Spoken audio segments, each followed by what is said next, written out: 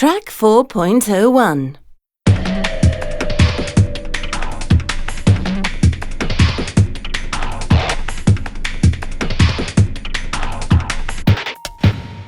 In today's podcast, we are interviewing Tony Maltby, an athlete who runs in the 100-metre and 200-metre sprint events and hopes to compete in the next Paralympic Games. Tony has been visually impaired from birth due to retinitis pigmentosa, a disease that progressively deteriorates until it is only possible to perceive light and dark. Hello, Tony, and welcome. Glad to be here. First, could I ask what made you decide to become an athlete? Yes, of course.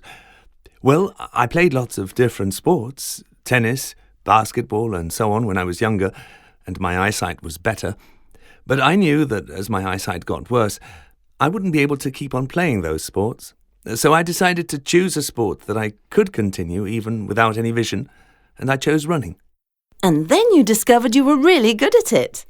That's right. I was surprised how much I enjoyed it when I really started to push myself.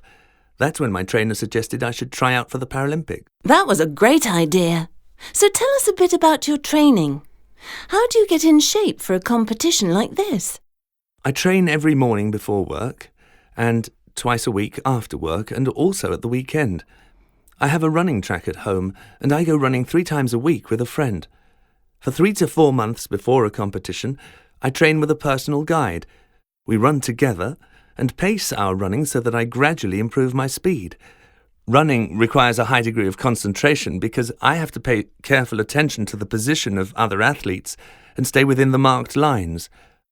My guide always gives me feedback on my performance, not only on speed, but also on positioning, movement, pace and posture. Yes, there are lots of things to focus on, not just running. What would you say is the greatest challenge? I would say that staying motivated is one of the greatest challenges. For the Paralympics, I'll be training for 2 years in order to reach my best level. It's mentally and physically exhausting. And for the last 6 months, I'll be training like crazy every day. But if I don't do that, I won't be able to say that I've given it my best shot. I think that's what it's all about, really. It's not about medals, although it would be a dream come true if I were to get a medal.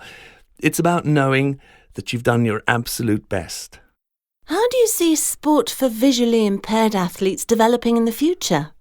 There are a lot of new developments in technology that are going to improve our sport and enable visually impaired athletes to take part.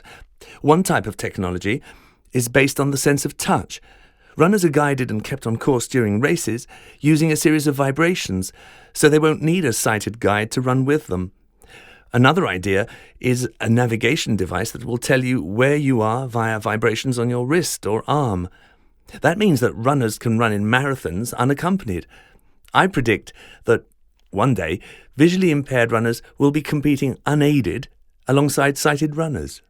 What is your advice to future Paralympian athletes? You need to believe in yourself. Once you're mentally ready, anything is possible.